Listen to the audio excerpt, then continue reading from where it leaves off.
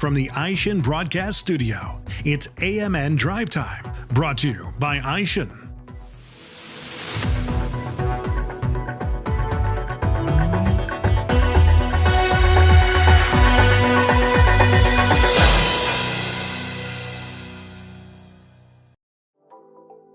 AMN Drive Time is sponsored by Aishin, your trusted and reliable source for aftermarket automotive components and technology. Visit AishinAftermarket.com for more information. JC, welcome to AMN Drive Time, sponsored by our friends at Aishin. Hey, Bill, thanks for having me. Appreciate it. Glad to have you at our intergalactic headquarters in Akron, Ohio today. Impressive headquarters. Thank you for the tour this morning. Thank you for coming. So, Washbish. JC, it just sounds like a very familiar aftermarket name. Why don't you just walk us through, with that esteemed heritage, about how you got started in the aftermarket, maybe some of your family history for the benefit of our AMN audience. Happy to, and you say it's an aftermarket name. Depending on who you ask, that could be a good thing, could be a bad thing.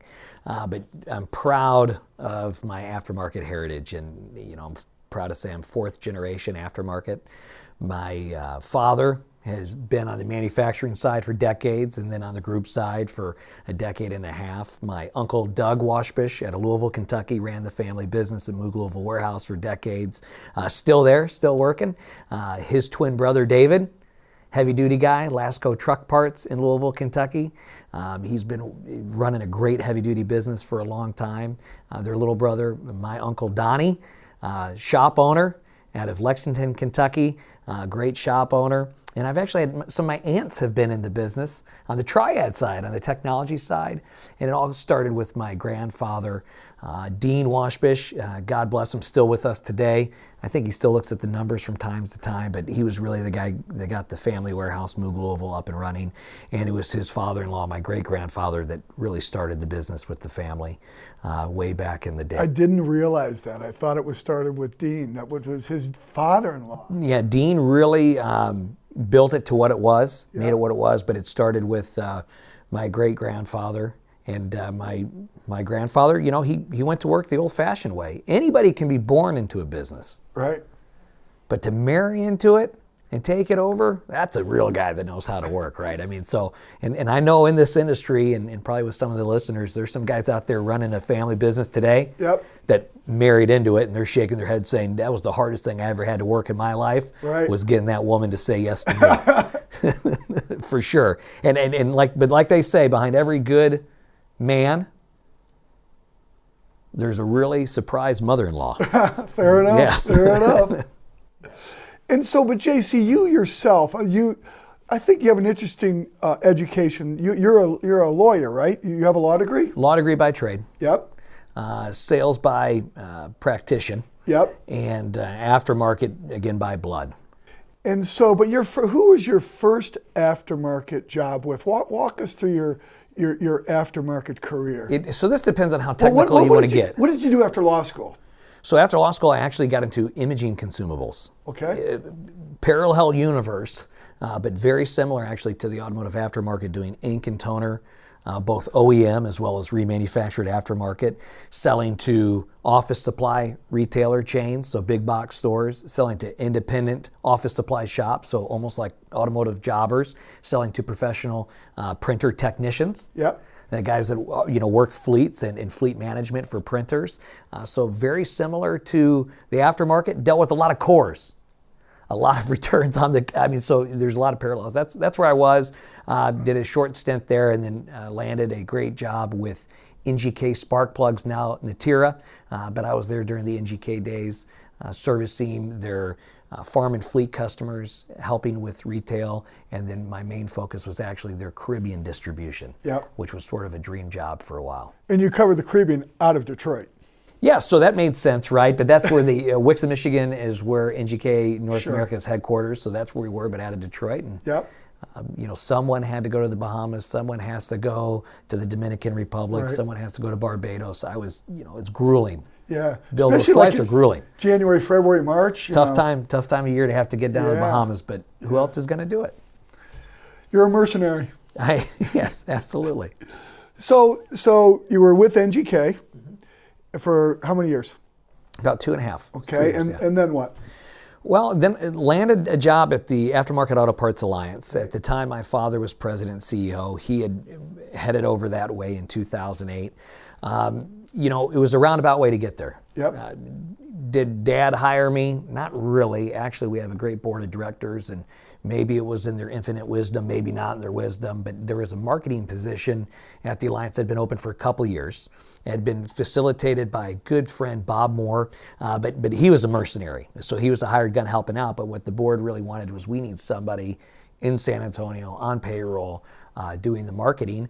And I had met some of the board members by happenstance, but also by being in the industry. Sure. Fred Bunting was one of the driving forces there. Eli Futterman, Danny Chesson of Hunt Automotive, and I did an odd job for Eli and Danny once, delivering flowers to Danny's son was graduating from the University of Michigan Business School, and I was the flower boy that day. They didn't know who I was from their elbow, but that impromptu interview, I think, went well. And also a good friend of mine, Corey Bartlett. Yep. I had met Corey through Yang, the Young Automotive Networking Group. And so, you know, we knew these guys. And because my father worked for these men, there was an opportunity. And they said, hey, you know, you might want to consider hiring your son.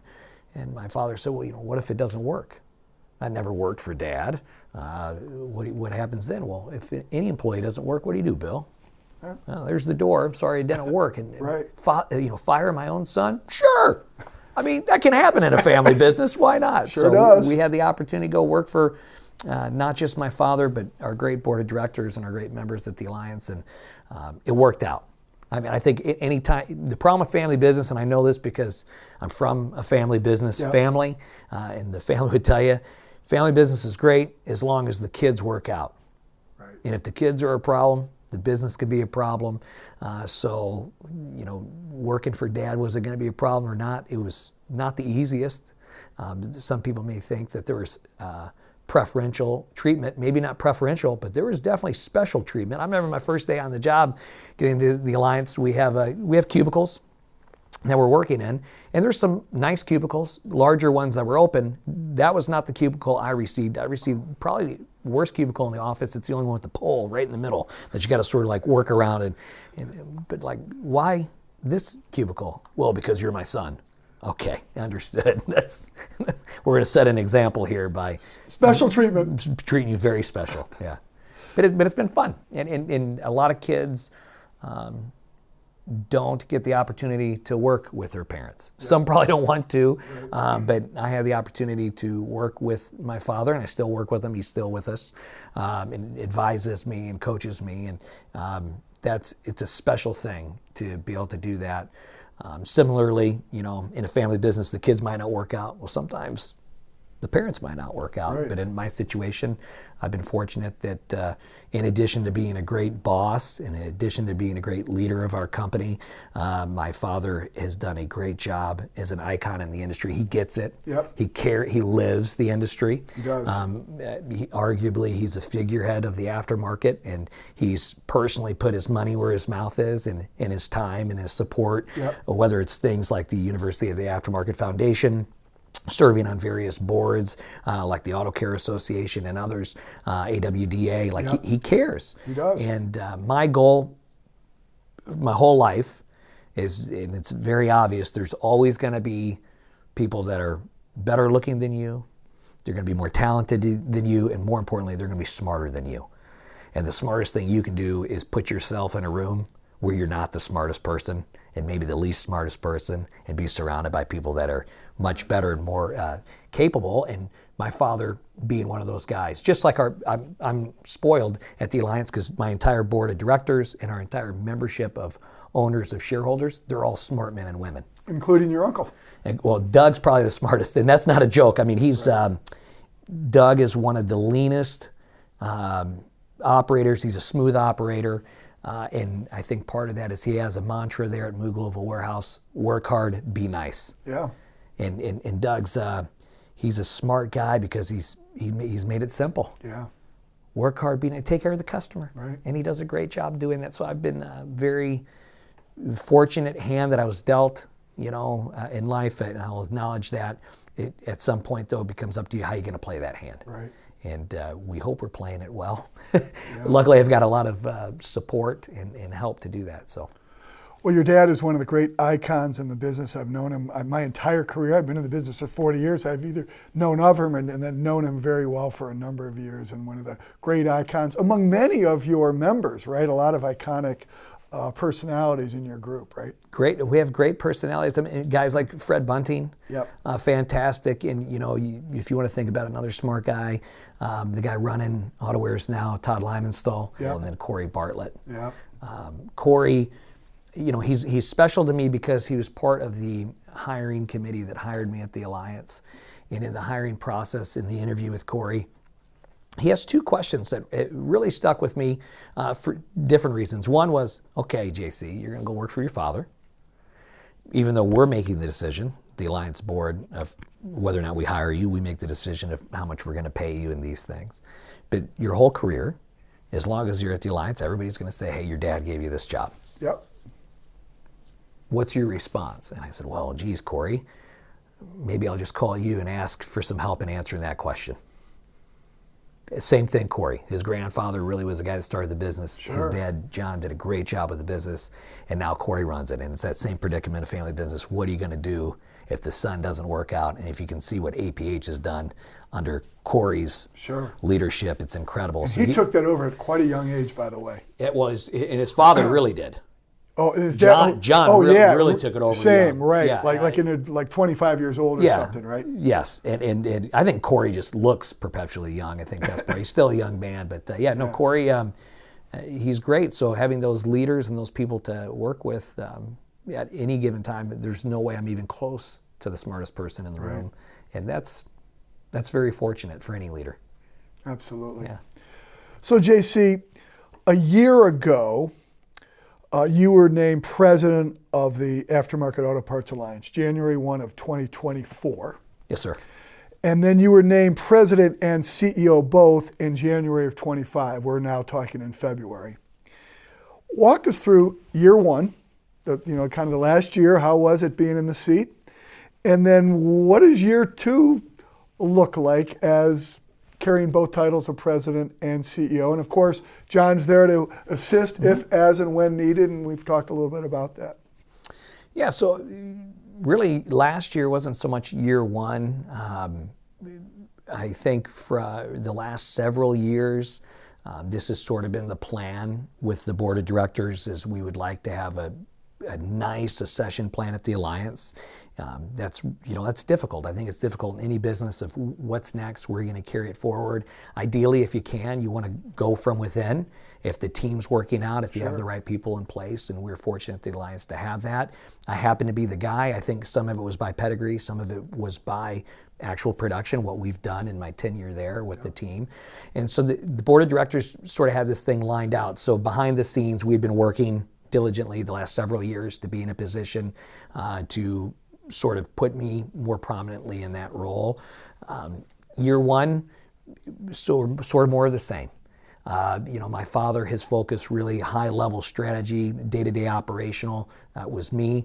This really started to happen around COVID time anyway, because things were changing and we had to think differently and adapt. Where year two, what does it mean? I want to say more of the same, but again, a strategic focus. Our focus is always growth. There's market share out there.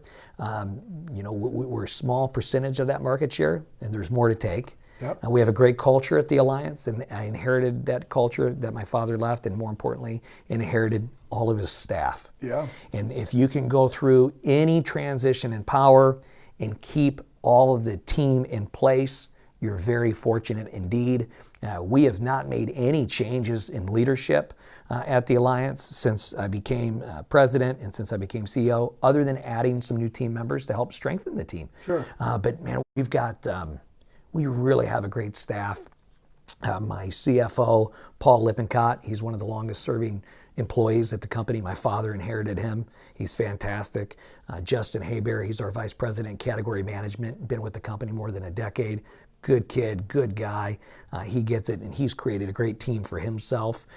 Jim Hollick, who is our director of marketing, I hired him like 8-9 years ago. So nice to have that transition in place. And up at APW in Little Rock, which is the Alliance Parts Warehouse. Chris Goldman, he's been with us for several years. He's running that place now. Great operation, great team. And probably my best advisor at the Alliance would be Dale Hopkins. He's our Vice President of IT and CIO. Sure. He's brilliant. And he's another one of these guys, probably doesn't need to be coming in every day, doesn't need to necessarily have this job every day. So why does he do it? Because he loves it. And he is a great advisor and a great coach. And I have that in everybody. I have that in the whole team. So inheriting that is, it's really, it's humbling, because not many people get a chance to come in and work in an organization where pretty much everybody on payroll is pretty darn good. Right. Yeah. And you know them, they know you. You're hitting the ground running. There's really no transition, sort of, kind of, because it's always it's all in place. Yeah, I guess you asked. I mean, what's the difference? Well, it's tough because some of these guys were like peers. Sure. So they're peers or guys that like I was working for or under. Sure. Then now we've sort of leapfrogged and they're pointing to me saying, "Okay, boss, what's your decision?"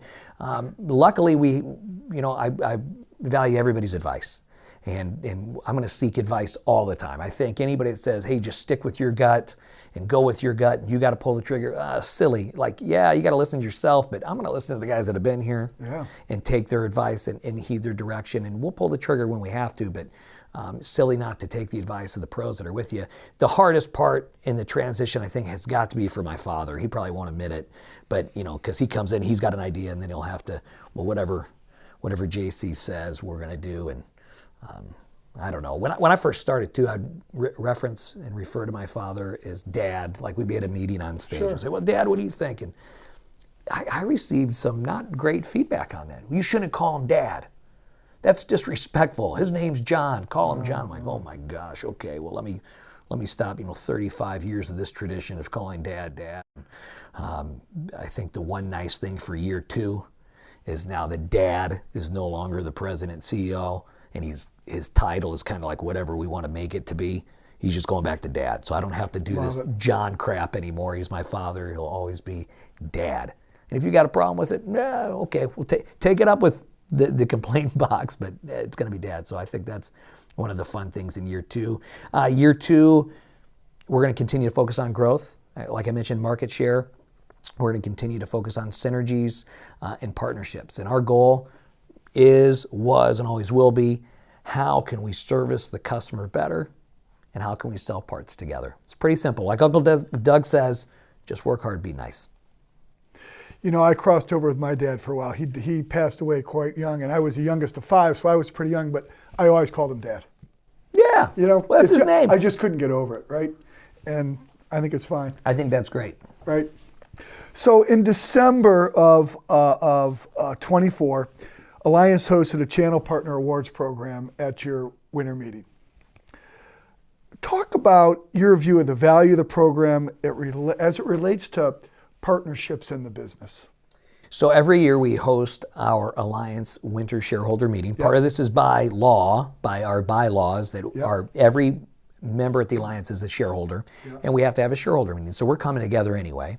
And again, we're trying to sell parts.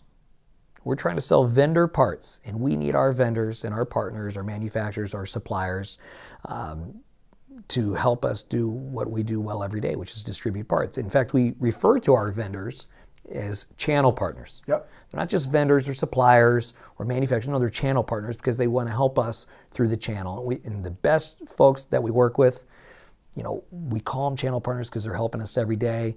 One thing that's unique about the Alliance is we're so much more than a buying group. We're a program group. Sure. Again, the programming being how can we get your part from point A to point B and assist in the selling of that. So at our winter meeting years ago, years it predates my father, they would do awards. And we don't do awards for the members of the Alliance. We don't give a shareholder of the year or anything like that. That's not the focus, because how could we even do that? All of our shareholders are shareholder of the year. Oh, right. I mean, they all make it important. Right. Hey, we don't have one guy better than the next guy. Sure. Everybody's hustling. So that'd be a pretty mundane award ceremony. Everybody gets a plaque. No, our focus is on the channel partners and what they do for us. So we have different awards based, marketing, information technology, logistics, manpower support, our channel partner of the year. And that part of it is, I don't want to say a scorecard, but it's a way to celebrate those channel partners that have gone above and beyond in different categories. Yep. What is unique every year, that main winner, the channel partner of the year, they've percolated to the top in every category. And sometimes we could have winners sweep the whole darn thing because they're so good at what they're doing.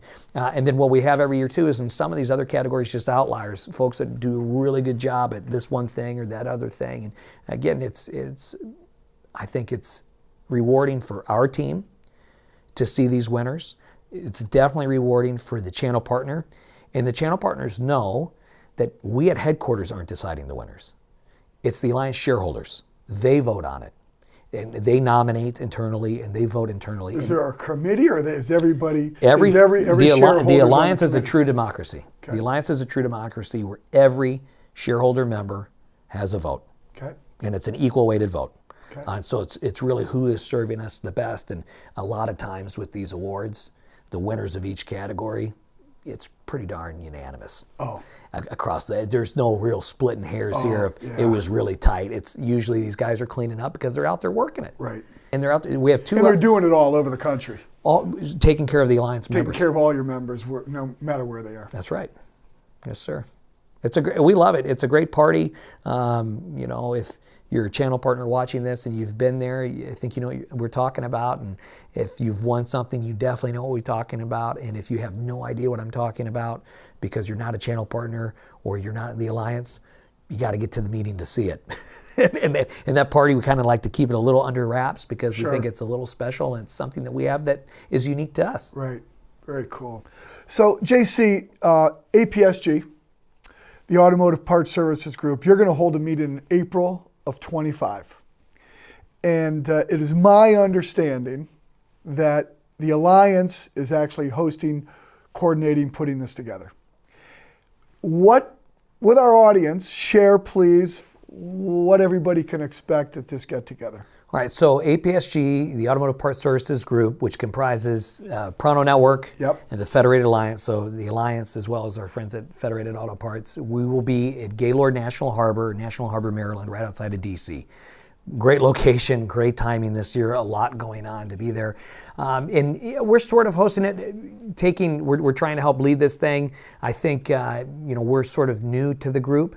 And our friends over at Pronto and Federated said, hey, Alliance, it's your turn to maybe carry the bag a little bit because we've been doing it the last decade. That's what you get for being the new guy? That's what we get for being the new guy. But honestly, it's a coordinated effort. Carrie Golick and Robert Ruse over at Pronto. Carrie has always been really the big event planner, and she has a very heavy hand in this, and we're learning from her. And she's so delightful to work with.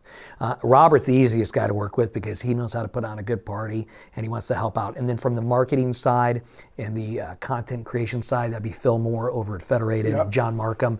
Great guys, good marketers. And Sue's great because Sue knows what looks good.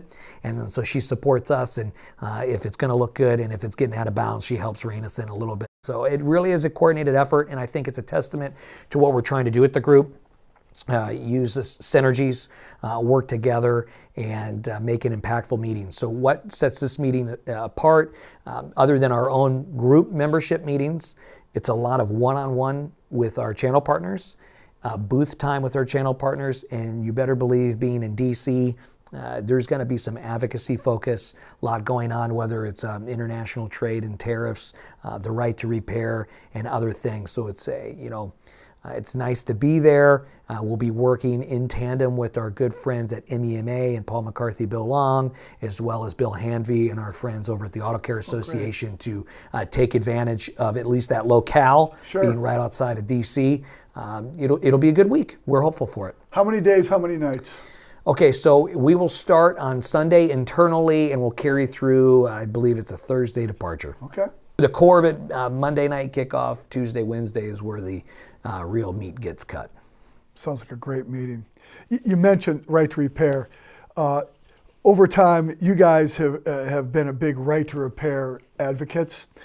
You continue to be supporting right to repair. Be specific in terms of what are you guys doing day to day and just in general to support right to repair? And I know it's a lot.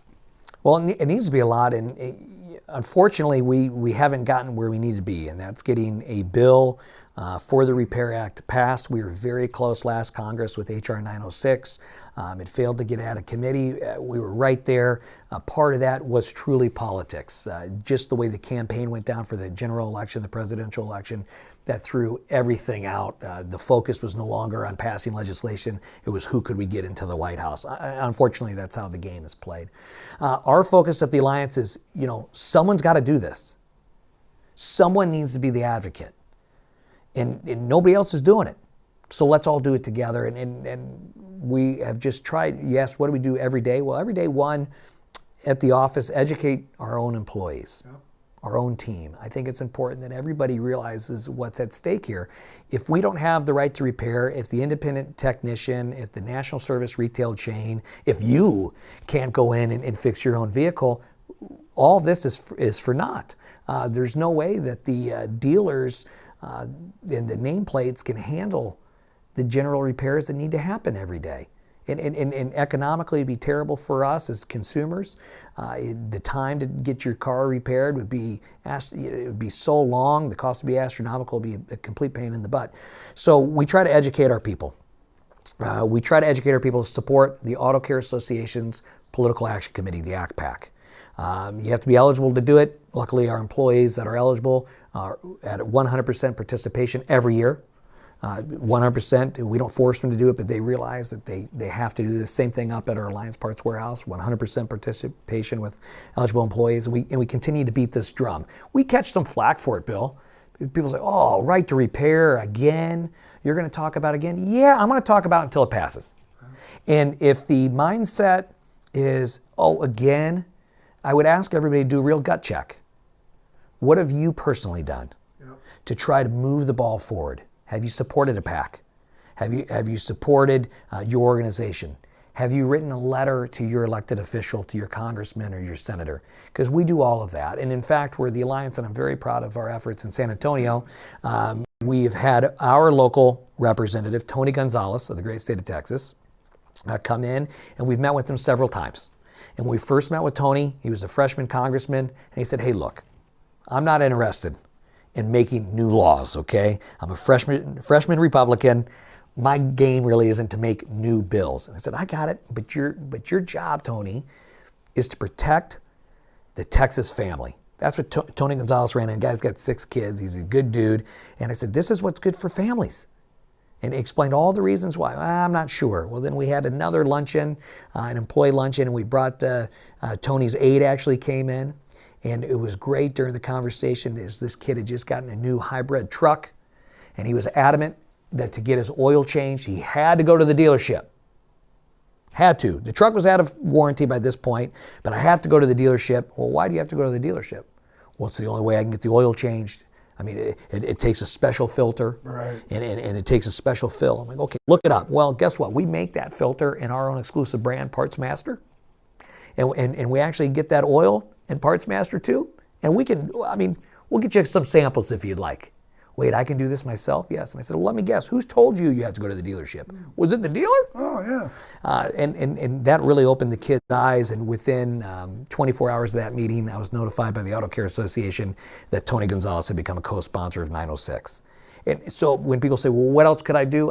My challenge would be, get your congressman or woman to co-sponsor the bill as it gets brought out. We're hopeful here by the end of the month that Congressman Dunn, who initially sponsored the bill 906, he will be dropping another bill in this Congress very soon, in a matter of weeks here.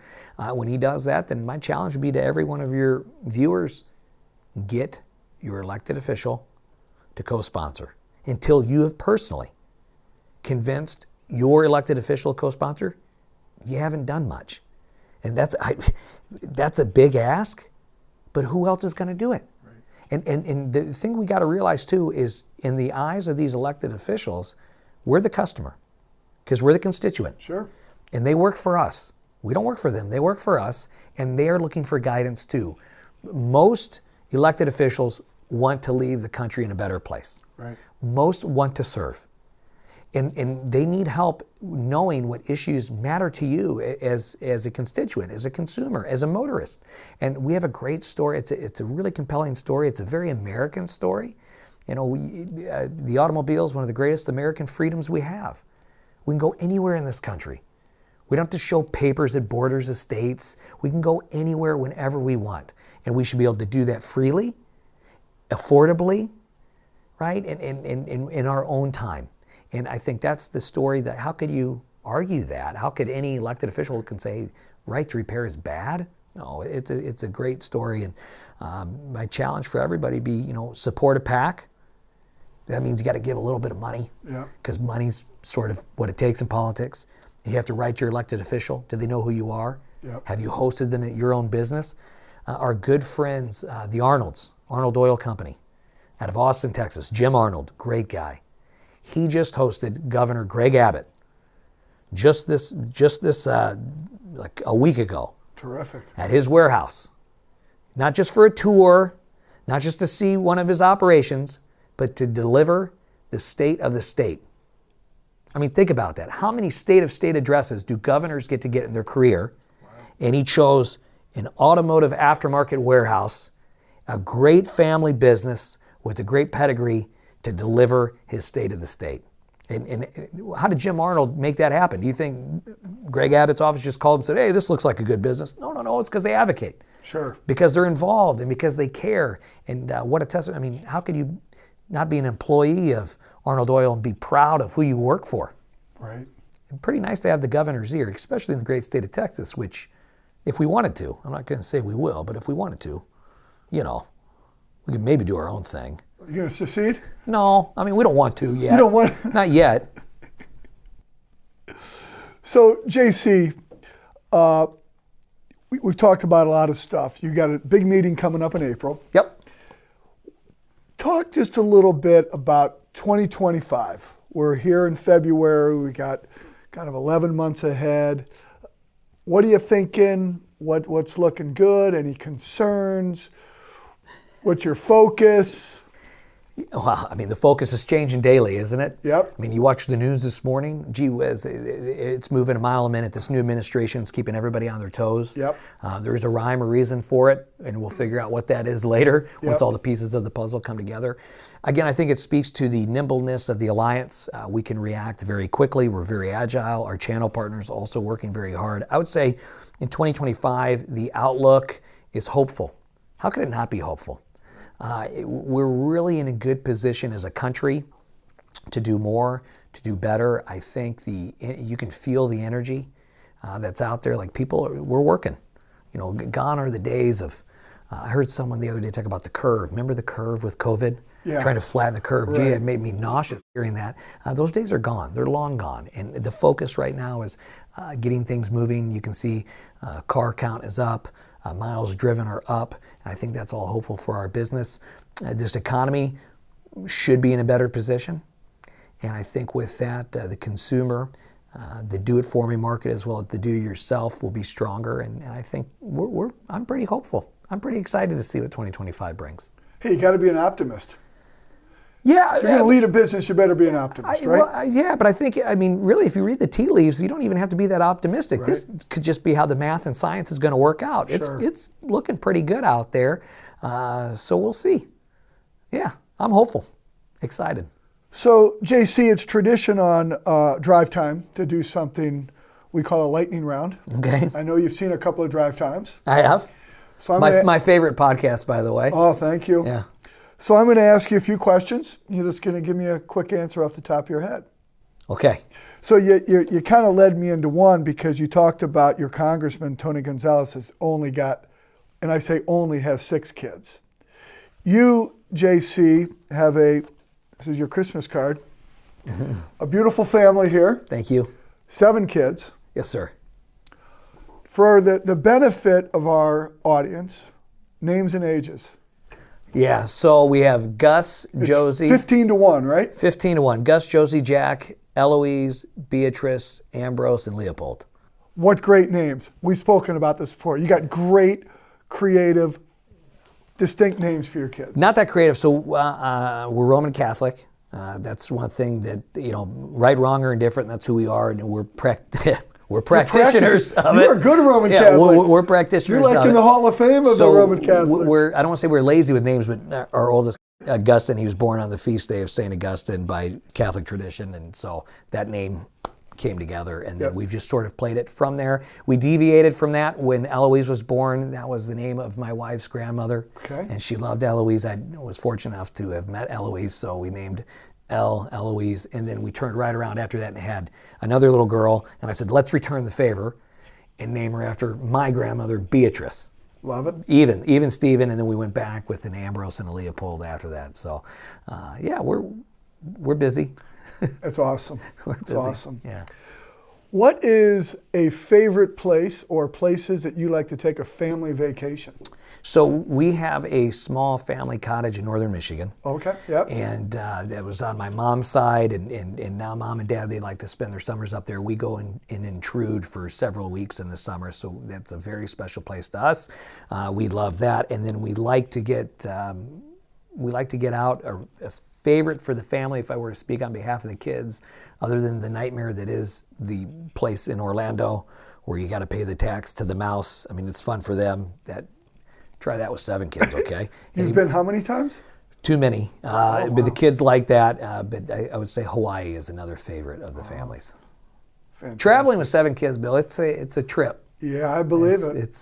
But they're a well-oiled machine, and we always take satisfaction in the look of disbelief on the flight attendant's face when we board together, because what kind of nightmare flight is this about to be? Like, is this a sequel to Snakes on the Plane or something? But they're actually pretty well behaved. I'm sure they are. All credit to their mother on that. So, at best, I don't know if it's best advice, but what's some great advice that your father, John, has given you? You'd say listen to Uncle Doug and work hard and be nice. I think that would be the advice. Other than that, Dad's got, because you know him. I do. There's a lot of sayings. I don't know if any of it's good advice or just sayings, but he's got one, I'm not always right, but I'm sure.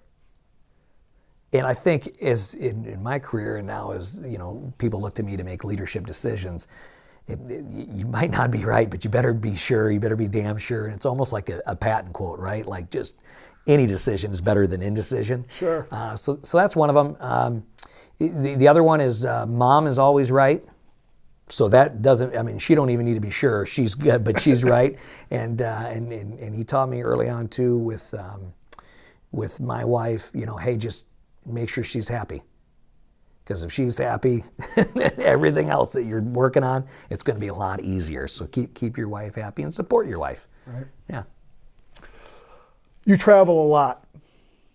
You're all over all the time. Are you a home-cooked meal guy, or do you like a fancy night at a restaurant?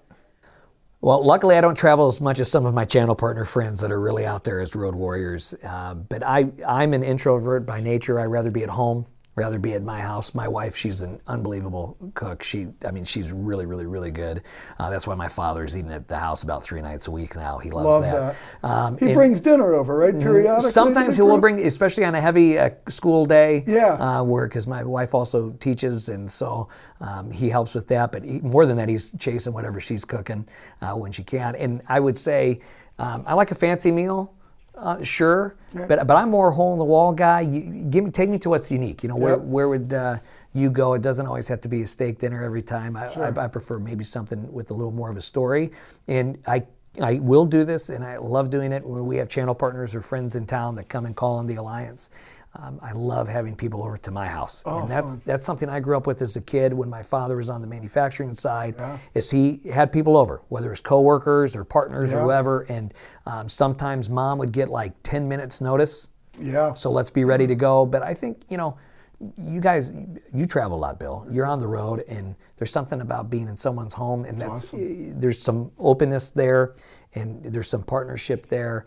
And I think it's unique. And that's one thing I had too growing up as a kid. I never understood, my friends' parents, they'd go to do things in the neighborhood, or my friends' dads were all buddies, and my dad really didn't have friends per se in the neighborhood or community. Right. All of his friends were in the industry. Sure. And I remember saying, like, Dad, like, you don't have they're just in the aftermarket. You don't have any other friends. And now here I am. I don't know if I have any friends at home, and I don't really care, because like all my friends are aftermarket friends, and I love that about when people are in town, to have them over, because we're trying to do something together, which is sell parts and keep America moving. But man, it makes it even extra special when you like the people that you're working with. Plus, you got 7 kids you're taking care of too, right? Some of them are friends. I've been to your parents' home in Ann Arbor with Jerry McCabe, coincidentally, a number of years ago. So, last question. There's a lot of movies going on, kid movies in your house. Movies for kids. Yes. Do you like any of them? Absolutely. What's your favorite 1 or 2 or 3? Because sometimes they're sort of made for adults, those movies too, right? A little bit. The kids don't understand it, but the adults do. Favorite kids movies, man, you really put me on the spot with this one. We're a Disney house, so the princess movies like Moana has got to be, that thing's driving hard right now. The show, though, that I think is incredible, and I don't think it's made for kids, I think it's made for adults, is this Bluey show. I don't know it. It's an Australian cartoon. It's about 2 dogs and their 2 kids, and it is like, I think it's incredible. And I could point to about 5 episodes that turn on my waterworks right away. I mean, it's a pretty weird, and I'm not ashamed to say it, because I'm sure some people will be listening to this and sort of like grin, but like, okay, if you're a mother or father, shoot me a note. I'll send you the episodes to recommend, and tell me that they don't make you tear up a little bit. So Bluey slaps pretty hard. It's a pretty good show. That's cool. Outside of the kids shows, what's so neat about having a 15-year-old son down to a 1-year-old son is introducing them to other movies and other shows. And for example, the great 80s, one of the best pieces of cinema ever made, Red Dawn. The first movie ever rated PG-13, and with the world as it is today, could something like this happen? And I was mentioning the movie, and the 15-year-old goes, I've never heard of it, what is it? And being able to watch that with a kid is great. Or this summer we watched Jaws for the first time, and seeing that, and every year, we watch Home Alone around the holidays, and so it's neat knowing that, hey, I guess it's sort of neat to know I've got another 18 years with the youngest to get them to adulthood. Also, I guess I need to plan on being tired for another 18 years. And we keep resetting that clock, right? Yeah. JC, great to have you on AMN Drive Time, sponsored by Aishin. Thank you, Bill. Appreciate it.